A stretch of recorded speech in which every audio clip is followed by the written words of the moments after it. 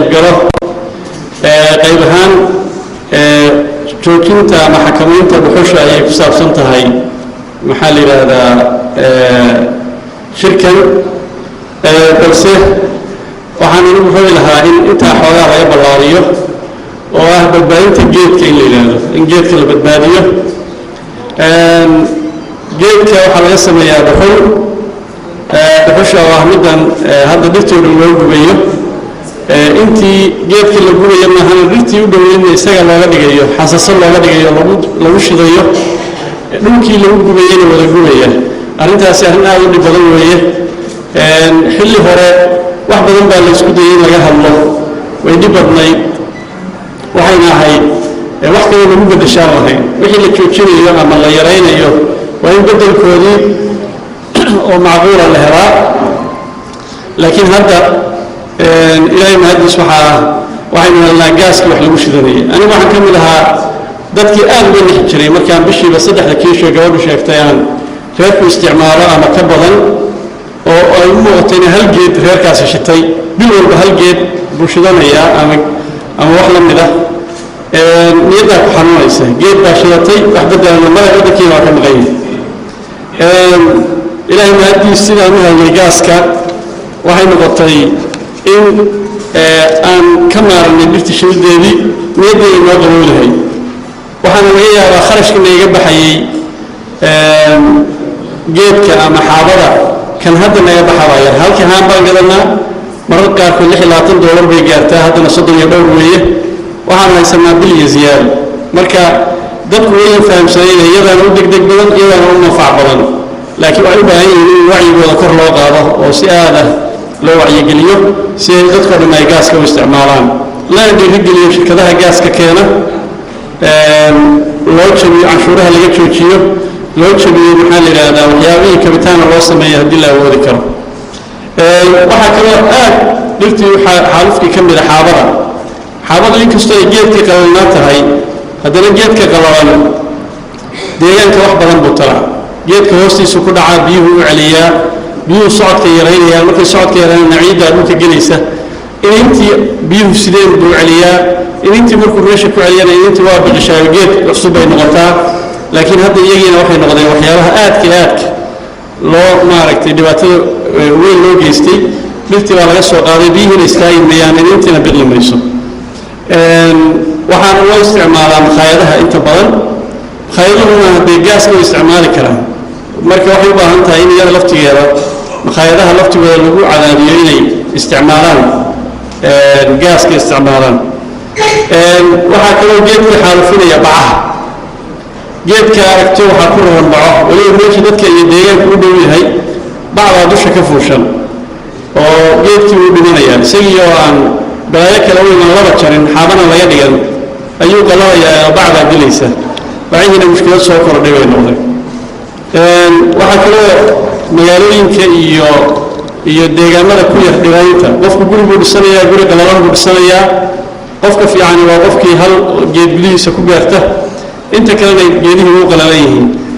taa iska daaya geedihii la beeray oo guryaha iyo laamiyada hortooda lagu beeray qofkii xoolaha cunaya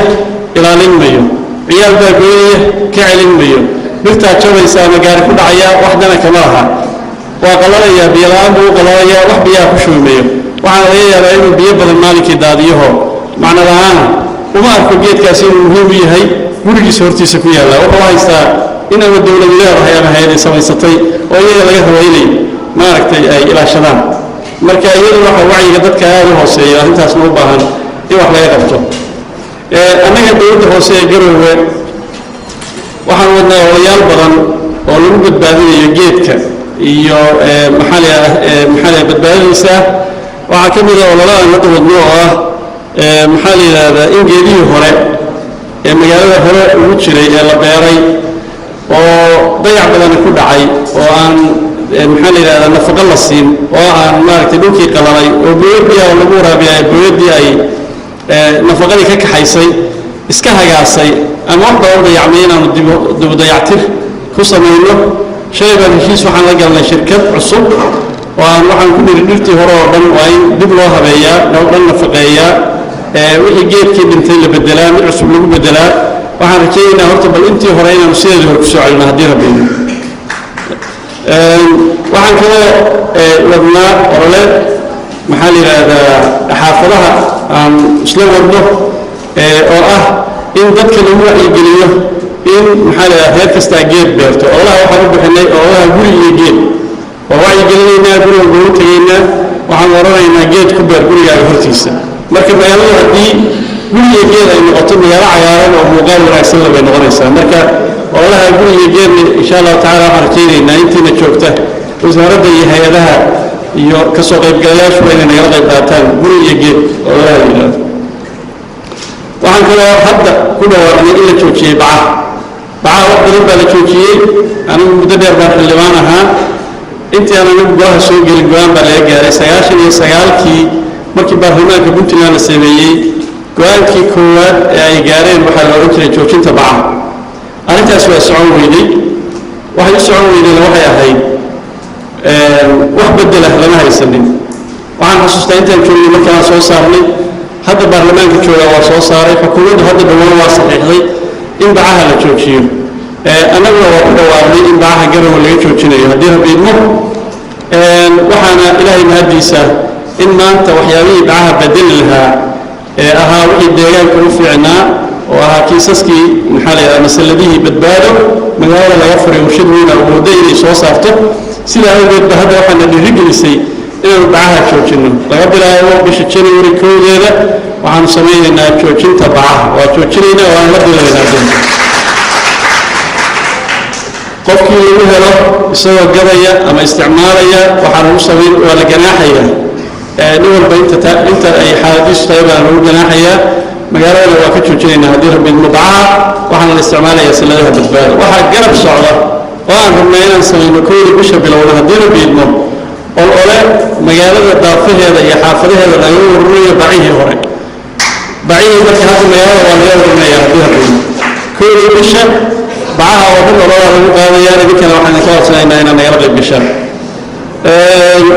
xoolaha magaalada oo iyaguna dhirtii dhibaato ku noqday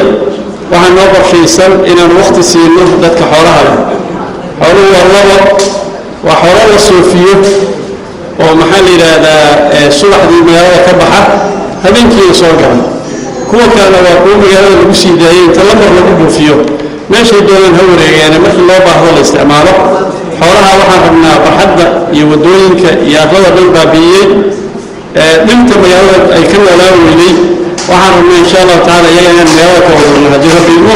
oo aynu seerayaal ku hidno haddii cid leh oo dhaqaalaysanaysa la waayana inaanu danta guud uga faa'iidaysano aad iyo aad baa u mahadsantihiin waana soo dhaweynayaa mashruucan maxaa la yidhahdaa baabiinta dhuxusha aad baa u mahadsantihiin